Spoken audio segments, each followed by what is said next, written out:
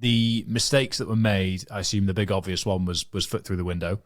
But were there any things that were executed poorly, or any things that you personally reviewed on that you could have done better, or was it a well executed mission overall?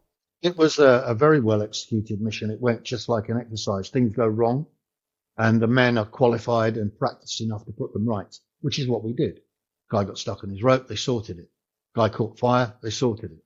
Two guys caught fire. One guy shot the tip of his own finger off with a Kurtz shortened MP5. Shouldn't have done that. Taught him a lesson. There was, I'd say so. Yep.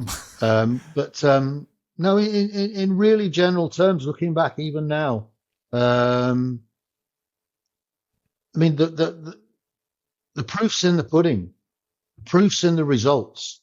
You have a debrief, you look for things that you can improve on, and perhaps we change certain amounts of equipment. Perhaps the officers in charge, particularly, learned certain things that they could improve on in the future, perhaps with reconnaissance, perhaps with liaison. We learned an awful lot about working with the police under pressure, and the various different departments of the police that have a great deal of jealousy going on between them.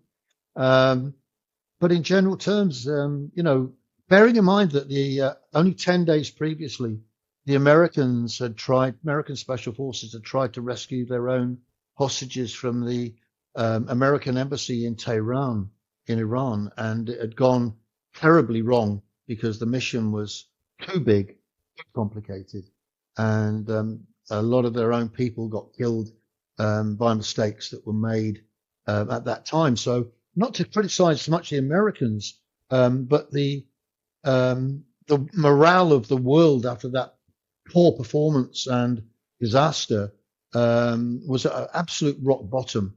And for us to then turn around and have this really successful mission only a short time afterwards, it was an uplift to everybody. Say, yes, we can find a way to defeat these people. We can find a way to stop these people hijacking airplanes and killing people. And for the next 25 years, there wasn't a hostage situation that took place in the United Kingdom.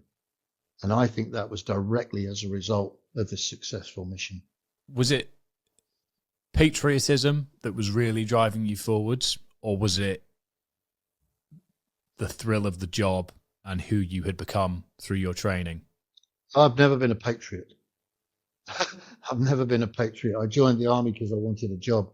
My loyalty was to my mates and to my section and my company and my regiment. The rest of it is, who was it? Oscar Wilde, I think it was, who said, the worst scoundrel is one who wraps himself in the flag of his country. I'm not a patriot. I'm a liberal humanitarian. I believe wholeheartedly in democracy, as being the best of a lot of bad systems. I believe in right and wrong and setting high standards, but I will not be manipulated to behave badly because somebody tells me it's for the benefit of my nation or my country or some other institution. I won't do that. I'll question it.